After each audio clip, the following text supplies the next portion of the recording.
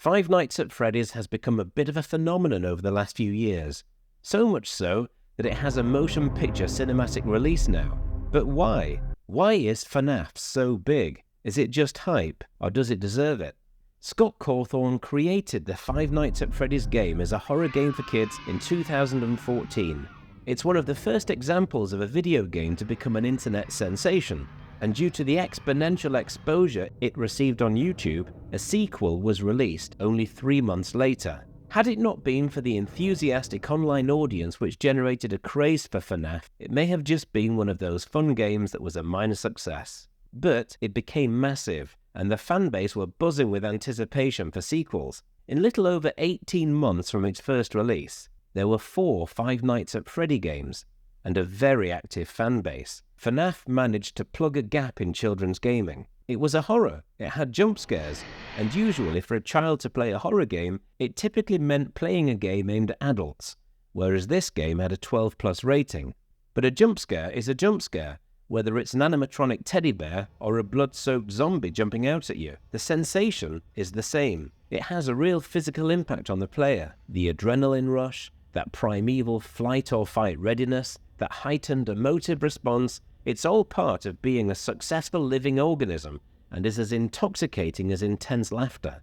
Being scared is a natural fear response, and it can give a feeling of hyper-existence, a genuine emotional rush. That's why horror films are so popular, and it's why we queue for hours to go on a roller coaster. Although there were some negative stories in the press about FNAF giving kids nightmares by the usual news outlets who don't seem to get new media, I think they just seem to think that because the game featured a teddy bear, that kids were somehow being duped into playing a horror game when they were expecting something cute and fluffy. But the truth is that FNAF gave kids an authentic horror experience within safe boundaries. The games are very well crafted. They're good games. They build up tension, they have an immersive story, and most importantly, exist within a world which engages the player. The world is also fictional enough so that once out of the game, you can detach and appreciate that what you experienced was a great piece of entertainment. The games don't carry the burden of excessive gore, bad language, or sexualized content. But FNAF has transcended just the games. There are literally thousands of fan fiction stories out there, although a lot really aren't aimed at kids.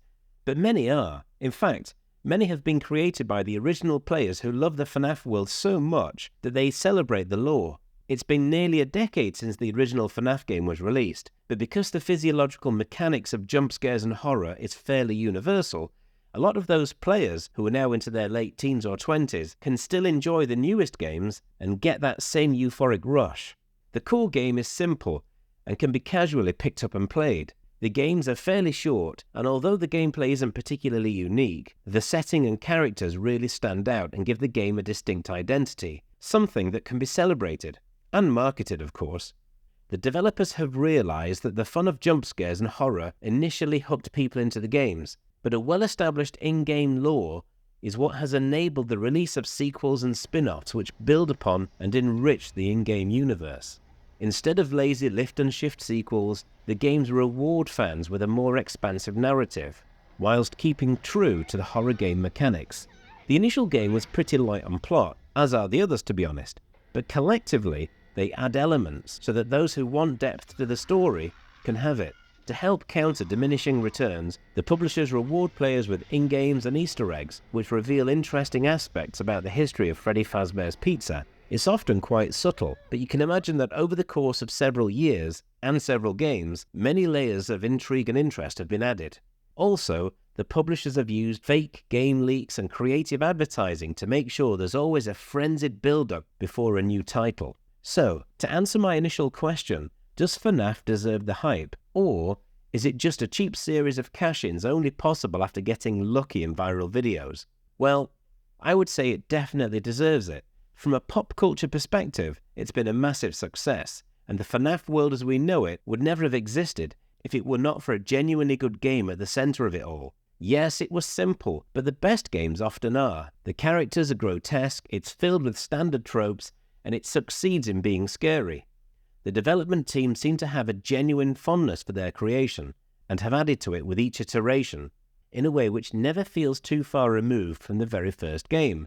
and ensures that existing players get to experience an expanding world. Five Nights at Freddy's enabled kids to have exposure to the pulse-racing horror genre in a way which was controlled and safe, but without diluting the experience, and that's important.